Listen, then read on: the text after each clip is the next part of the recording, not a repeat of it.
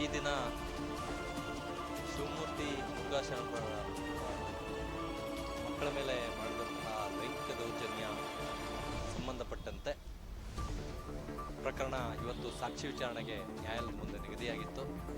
ಈ ಪ್ರಕರಣದಲ್ಲಿ ಏನು ಸಂತ್ರಸ್ತ ಬಾಲಕಿ ಇದ್ದಾರೆ, ಒಂದು ಪ್ರಕರಣದ ಸಂತ್ರಸ್ತ ಬಾಲಕಿ, ಅವರ ಸಾಕ್ಷಿ ವಿಚಾರಣೆ ಕ್ರಾಸ್ ಎಕ್ಸಾಮಿನೇಷನ್ ಇರುತ್ತಿತ್ತು.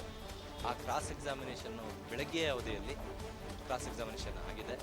ಮಧ್ಯಾಹ್ನದ ಅವಧಿ ಸಮಯದಲ್ಲಿ ಆ ಸಂತ್ರಸ್ತ ಬಾಲಕಿ ಏನಿದ್ದಾಳೆ ಆಕೆಗೆ ಆರೋಗ್ಯ ಕೈಕೊಟ್ಟದ್ದರಿಂದ ಆಕೆಗೆ ಸಾಕ್ಷಿ ನುಡಿಲಿಕ್ಕೆ ಸಾಧ್ಯ ಆಗಲಿಲ್ಲ. ಆಕೆ ಆರೋಗ್ಯ ಪರಿಸ್ಥಿತಿಯನ್ನು ಮನಗಂಡಂತಹ ನ್ಯಾಯಾಲಯ ಇವತ್ತಿನ ದಿನ ಸಾಕ್ಷಿ ಮುಂದೂರದ ಸಾಕ್ಷಿಯನ್ನು ದಾಖಲಿಸಿಕೊಳ್ಳೋದು ಬೇಡ, ಹುಡುಗಿ ಅನಾರೋಗ್ಯ ಪೀಡಿತವಾಗಿದೆ ಹೇಳಿ ಮುಂದೂಡಿದ್ದಾರೆ. ಮುಂದಿನ ವಿಚಾರಣಾ ದಿನಾಂಕ 17ನೇ ತಾರೀಕು, ಈ ತಿಂಗಳ 17ನೇ ತಾರೀಕಿಗೆ ಹಾಕಿದ್ದಾರೆ. ಹಾಗಾಗಿ ಸಾಕ್ಷಿ ವಿಚಾರಣೆ ನಡೀತಾ ಇದೆ. ಆಶಾದಾಯಕವಾದಂತಹ ಬೆಳವಣಿಗೆ ಆಗ್ತಾ ಇದೆ.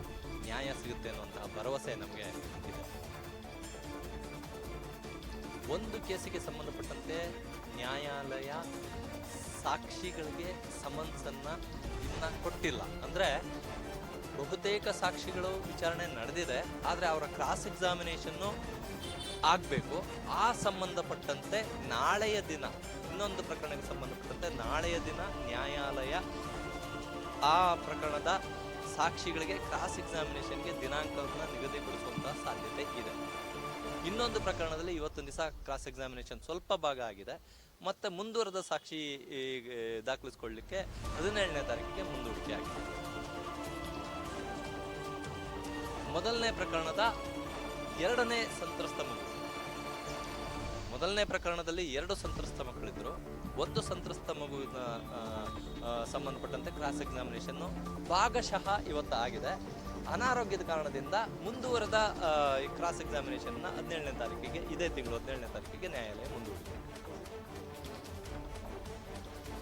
ಇರುತ್ತೆ. ಈಗ ಪ್ರತಿಯೊಬ್ಬ ಆರೋಪಿಗೂ ಸಹ ತನ್ನನ್ನು ತಾನು ರಕ್ಷಣೆ ಮಾಡಿಕೊಳ್ಳಿಕ್ಕೆ ಸಂವಿಧಾನಬದ್ಧವಾದಂತಹ ಹಕ್ಕು ಕರ್ತವ್ಯಗಳಿದೆ. ಹಾಗಾಗಿ ಅವರ ಸಂವಿಧಾನಬದ್ಧಂತಹ ಹಕ್ಕನ್ನು ಅವರಿಂದ ಕಸಿದುಕೊಳ್ಳಿಕ್ಕೆ ಯಾರಿಗೂ ಸಾಧ್ಯ ಆಗೋದಿಲ್ಲ.